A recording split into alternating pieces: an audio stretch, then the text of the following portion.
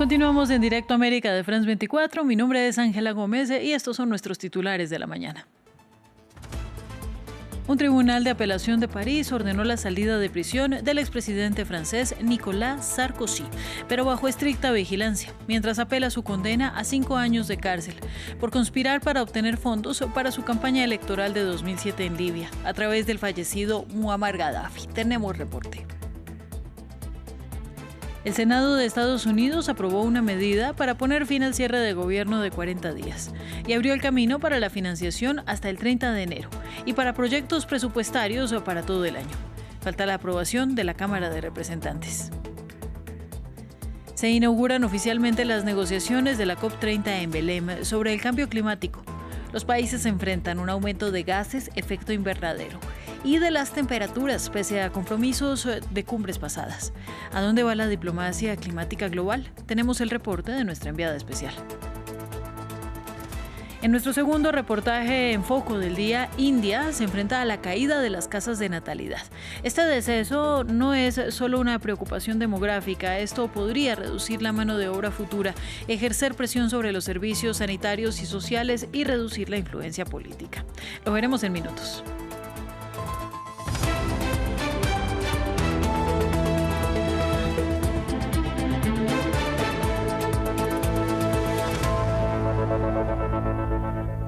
El expresidente francés Nicolas Sarkozy saldrá de prisión en libertad condicional, tras la concesión de un tribunal de apelación de París. El exmandatario galo llevaba 20 días en la cárcel después de que la justicia lo condenara a 5 años de restricción de la libertad por conspirar para obtener fondos para su campaña electoral de 2007 en Libia, a través del fallecido Muammar Gaddafi. Nuestra periodista en la capital francesa, Erika Olavarría, nos entregó los detalles. Efectivamente, estoy acá fuera de la prisión de la Santé, donde se encuentra Nicolas Sarkozy hace 20 días y donde estaría viviendo los últimos minutos de esta detención. Recordemos, él fue condenado a 5 años de cárcel con aplicación inmediata, incluso antes de la apelación por el supuesto financiamiento libio de su campaña de presidente en el año 2007. Él apenas entró a esta cárcel, apeló a esa detención y finalmente 20 días después la Corte le ha otorgado esta detención. Recordemos que esta mañana hubo una audiencia en ese tribunal correccional de París. Él no asistió, lo hizo a través de videoconferencia, pero sí estaba, por ejemplo, su esposa Carla Bruni Sarkozy y sus 2 hijos allí. Él dijo que esta detención había sido dura, que había sido muy cansadora y que lo es para cada persona que está detenida. Rendió un homenaje también al personal penitenciario que se ha hecho cargo de él estos días y volvió a reiterar que él es inocente, aunque él cumplirá la pena que se le imponga, aunque él ha dicho que él nunca fue parte de esa asociación ilícita para corromper, que fue justamente a lo que lo condenó este tribunal. ¿Por qué o cómo se justifica esta puesta en libertad? Pues porque quiere decir que hay más medios para hacer que él cumpla su condena, que no es necesario que esté detenido para conservar pruebas, impedir que se concerte con los otros cómplices en esta causa y que tampoco entonces hay riesgo de fuga o reincidencia.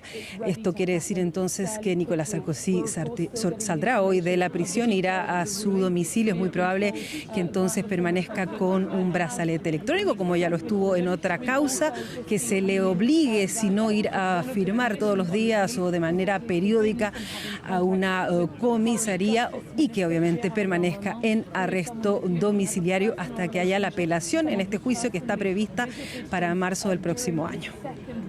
Por otro lado, este jueves se cumplirán 10 años desde que una serie de atentados terroristas en París acabaron con la vida de 131 personas.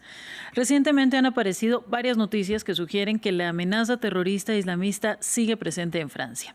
3 mujeres fueron detenidas como sospechosas de planear un atentado. Y también existe la controversia en torno a la memoria USB a la que Salah Abdeslam, uno de los responsables de los atentados del 2015, tuvo acceso en su celda. Ampliamos en este informe.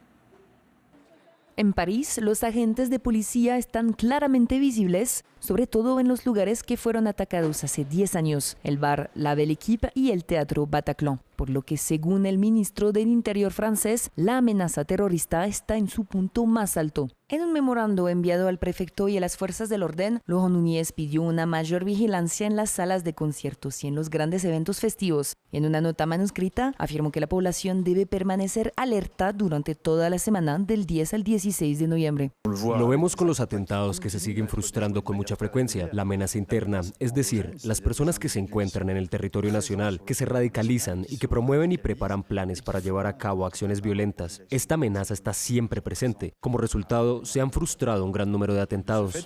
En París, más allá de la Place de la République, el jardín conmemorativo de la Place Saint-Gervais estará bajo vigilancia especial este jueves. Allí es donde se celebrará la ceremonia oficial. También se vigilarán los bares y las salas de conciertos, sobre todo porque eran el supuesto objetivo de 3 jóvenes que fueron detenidas y encarceladas el mes pasado. Otra señal de la tensión que rodea este aniversario, esta semana, Salah Abdeslam y otras 2 personas han sido puestos bajo custodia policial. Se dice que el único superviviente de la unidad de comando del 13 de noviembre recibió en prisión una memoria USB con propaganda islamista. Actualmente, la Fiscalía Nacional Antiterrorista está investigando 540 casos.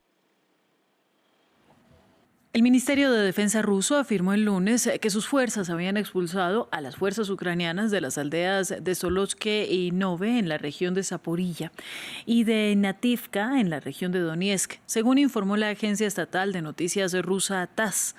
Reuters no pudo verificar de forma independiente el informe del campo de batalla. Todo ello mientras los combates en torno a la ciudad de Pokrovsk, en el Donbass, se recrudecen. Por su parte, el Kremlin ha asegurado que están interesados en una salida diplomática al conflicto, aunque reconoce que este está estancado. Por supuesto, nos gustaría que este conflicto terminara lo antes posible. Puede terminar una vez que Rusia alcance los objetivos que se fijó inicialmente. Preferiríamos que este conflicto se resolviera por la vía diplomática. Lo hemos dicho en repetidas ocasiones y la parte rusa sigue mostrándose abierta a ello. Pero actualmente hay una pausa. La situación está estancada y no es nuestra culpa. En otros temas, el Senado de Estados Unidos dio el primer paso para poner fin al cierre de gobierno. La Cámara Alta del Capitolio aprobó poner fin al denominado shutdown luego de que algunos demócratas apoyaran el paquete de gastos impulsado por la banca republicana. Sin embargo, la decisión ha sacado a la luz las discrepancias dentro de la oposición, la administración Trump, y falta una votación todavía en la Cámara Baja. Más detalles en este informe. Primer paso para poner fin al shutdown, después de que el Senado de Estados Unidos aprobara una votación para reabrir el gobierno. En esta votación, los votos a favor son 60 y los votos en contra son 40. 3/5 partes del Senado, debidamente elegidas, han jurado haber votado a favor. La moción, tras su reconsideración, queda aprobada. La votación es un avance hacia el fin del cierre gubernamental más largo de la historia de Estados Unidos. Previamente, el presidente Trump había anticipado el éxito de la votación. Parece que estamos muy cerca del fin del cierre. Nunca aceptaremos dar dinero sustancial ni ningún tipo de dinero a los presos, a los ilegales que entran en nuestro país. Creo que los demócratas lo entienden y parece que estamos cerca del fin del cierre. Lo sabrán muy pronto. El resultado ha puesto de manifiesto las divisiones dentro del Partido Demócrata, luego de que parte del ala moderada votara a favor del proyecto de ley que no da ninguna garantía de prórroga de los subsidios sanitarios, lo que llevó a algunos demócratas a culpar a la dirección del partido. El senador Schumer ya no es eficaz y debería ser reemplazado. Si no puede liderar la lucha para frenar el aumento desorbitado de las primas de los seguros médicos para los estadounidenses, ¿por qué luchará? Ahora, la Cámara debe votar el proyecto de ley y enviarlo al presidente Trump para que lo firme. El presidente Donald Trump recibirá en la Casa Blanca al líder sirio Ahmed al-Sharaa, de 42 años, marcando el primer año del rebelde convertido en gobernante tras encabezar la embestida que llevó a la caída de Bashar al-Assad. Será la primera visita de un presidente sirio a la Casa Blanca, 6 meses después de su primer encuentro en Arabia Saudita y pocos días después de que Washington anunciara que el exmiembro de Al-Qaeda ya no figuraba en la lista de terroristas globales, especialmente designados. Estados Unidos está mediando en las conversaciones entre Siria e Israel para un posible pacto de seguridad, y la agencia Reuters informó que Estados Unidos planea establecer una base aérea en Damasco. Siria también se prepara para unirse a la coalición internacional para combatir al Estado Islámico. Pasamos ahora a Brasil. En Belém inició formalmente la COP30 con muchas cuestiones por delante. Tras 30 años de cumbres climáticas y pese a los compromisos anuales de los países, sigue en aumento la temperatura, la presencia de gases de efecto invernadero y el uso de combustibles fósiles. Entonces, sobre estos temas importantes que se tratarán en la reunión, previamente hablamos con nuestra enviada especial a la ciudad amazónica, María Clara Calle. Durante las siguientes 2 semanas, uno de los temas más complejos será el dinero. Los negociadores ya tienen en sus manos un borrador de cómo recaudar 1,3 billones de dólares cada año de aquí al 2035 para dárselo especialmente a los países en desarrollo y que ellos puedan ejecutar acciones para combatir la crisis climática. Ese por ahora es tan solo un borrador, una hoja de ruta, y aquí se decidirá cómo recaudar ese dinero, no solo con plata estatal, sino también de fondos privados o de bancos, entre otros. Sin embargo, lo que se necesitan son acciones, pues el mundo está demostrando cada vez más que los climas son cada vez más extremos. No solo lo vemos día a día, sino también con cifras. El Programa de Medio Ambiente de la ONU estima que si todos los países cumplieran sus promesas de aquí a 2035, el planeta se podría calentar 2,3 o 2,5 grados Celsius por encima del promedio de la era preindustrial, algo que supera el 1,5 o los 2 grados Celsius, que son los límites que traza el Acuerdo de París. Y esto no solo es a largo plazo, sino que ya estamos viendo cómo el planeta sufre cada vez más. Los gases de efecto invernadero tuvieron un récord en 2024 al aumentar 2,3% respecto a 2023. Ante estos hechos, Brasil, por ejemplo, ha liderado una coalición para combatir el metano, que es un gas hasta 80 veces más potente que el dióxido de carbono. Y también ha liderado una iniciativa para que los diferentes países pacten maneras de cómo compartir metodologías y cómo ponerle precio al mercado de carbono. Una iniciativa que ya está respaldada, por ejemplo, por China y por la Unión Europea, entre otros. Sin embargo, el planeta demuestra que más que promesas se necesitan acciones para lograr que esta sea una COP de verdad, como lo dice el propio Luis Ignacio Lula da Silva. Y el supertifón Phung Quoc se alejó de Filipinas tras una noche de vientos excepcionalmente fuertes, lluvias y cortes de electricidad, que han causado al menos 4 muertes según las autoridades locales. Los residentes de las zonas afectadas están evaluando los daños tras una tormenta que se produjo justo una semana después de otro tifón destructivo y aún más mortífero. Ampliamos. Las olas golpearon en la costa con una altura superior a la de los edificios e inundaron las calles de Yigmoto, en el este de Filipinas. Después de que el supertifón Phung Quoc tocara tierra el domingo por la noche, se adentró en el interior con vientos sostenidos de hasta 185 kilómetros por hora y ráfagas de hasta 230 kilómetros por hora. Así rugió durante la noche en la ciudad de Santiago. No pude dormir anoche. Les dije a mis nietos que rezaran por nuestra seguridad. Me pasé toda la noche sentada esperando a que pasara la tormenta. Por la mañana los residentes evaluaron los daños. Casi todas las ramas de los árboles cercanos se cayeron y cuando salimos a revisar nuestra casa vimos los daños. Como pueden ver, incluso el poste eléctrico resultó dañado, por lo que es posible que pasen días hasta que se restablezca el suministro eléctrico. Alrededor de 1.400.000 personas fueron evacuadas antes de la tormenta. Más de 130 aldeas quedaron inundadas. Esto solo una semana después de que el tifón Kalmeagui devastara partes del país y causara 224 muertes. Phung Quoc fue la tormenta número 21 que azotó Filipinas este año. Aunque el tifón ya ha pasado, sus lluvias siguen representando un peligro para los habitantes del norte de Luzón, según la Oficina de Defensa Civil de Filipinas. Vamos con nuestro segundo reportaje del día. India, con una población de 1.450 millones de habitantes, superó el año pasado a China como el país más poblado del mundo. Pero en medio de este hito demográfico está surgiendo un desafío inesperado. Si bien los líderes nacionales advirtieron en su momento que una gran población podría frenar el desarrollo, varios estados del sur se enfrentan ahora al problema contrario, la caída en las tasas de fertilidad. Este descenso no es solo una preocupación demográfica. La caída en la natalidad podría reducir la mano de obra futura, ejercer presión sobre los servicios sanitarios y sociales y reducir la influencia política, ya que el número de escaños parlamentarios y la financiación federal que recibe cada estado están vinculados a la población.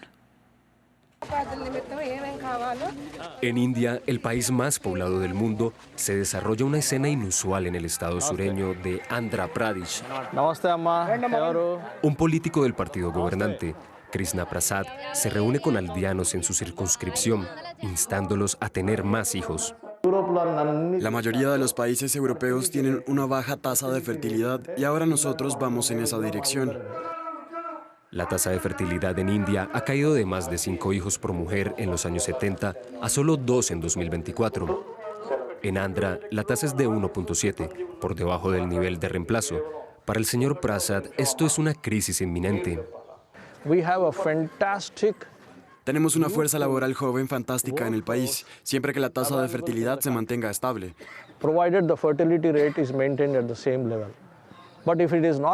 Pero si no se mantiene, después de 2030 veremos una caída en la fuerza laboral joven. Y parámetros como la producción, el PIB o el ingreso per cápita bajarán muy rápido. En este mitin, algunos habitantes apoyan su llamado a tener más bebés. Sir చెప్పింది చాలా బాగుందండి ఎందుకంటే ఇప్పుడు యువత తగ్గిపోతుంది దానికోసం అని చెప్పి ఇప్పుడు మనకి పిల్లల జనాభా ఎక్కువ ఉంటే రేపు వృద్ధుల సంఖ్య కానీ కంపెనీలో పనిచేసే వాళ్ళ సంఖ్య కానీ ఆదాయం బాగుంటుంది మన దేశం కూడా నెంబర్ 1 పొజిషన్లో ప్రభుత్వం వారు ఆ సమయంలో మాకేం ఆర్థిక సహాయకారాలు లేవు కాబట్టి మేము ఇద్దరితో వద్దనుకున్నామండి ఆ సహాయ సహకారాలు ఉంటే మూడో బిడ్డని కనేవాళ్ళం కొనసాగించేవాళ్ళం అండి. Esta disminución no se limita a las zonas rurales. A unos 300 kilómetros, en el hospital Gandhi de Hyderabad, se observa la misma tendencia. Hace 5 años, la doctora Mónica atendía hasta 50 partos al día. Ahora son cerca de 30. ¿Qué problemas tiene el bebé? Según ella, las mujeres están más enfocadas en su carrera, lo que contribuye a la caída en la natalidad. Posponen sus embarazos hacia los 40 o finales de los 30. Eso influye mucho en la baja fertilidad.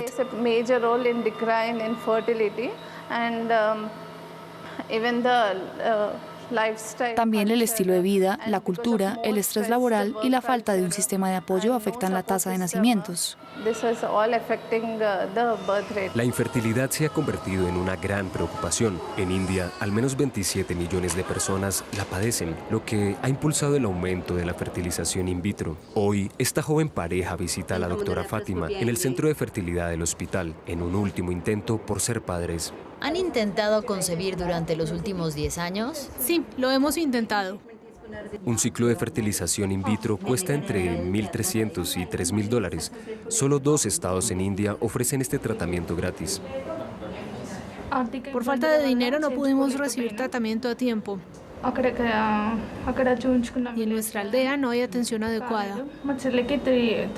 Mi hermana ya tiene 3 hijos, mientras yo no tengo ninguno. Eso me deprime mucho. Donde quiera que vamos, la gente nos critica por no concebir. Sus palabras nos hacen sentir fatal.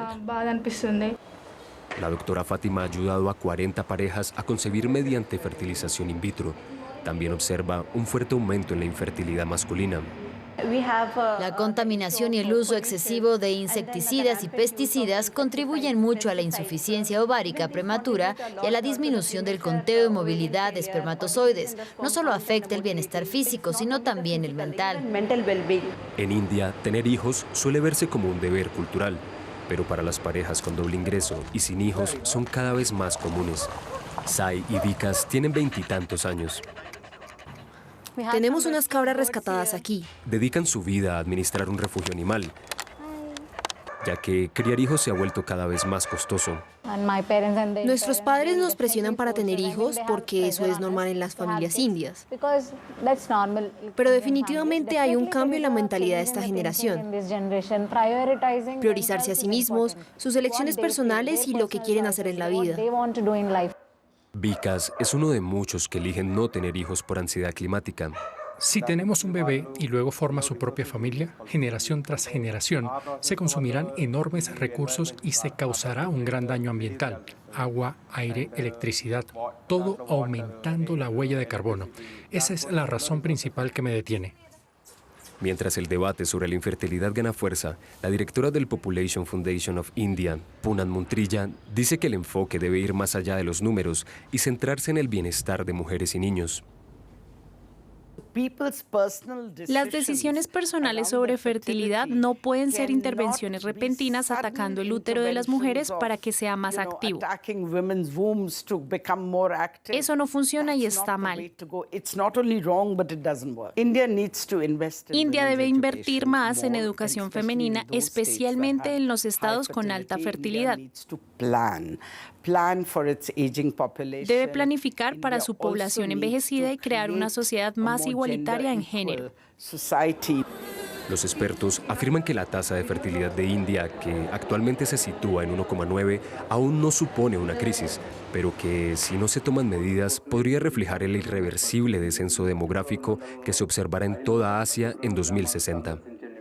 Vamos ahora a Desinformando con Martín Gripo y volvemos con las noticias.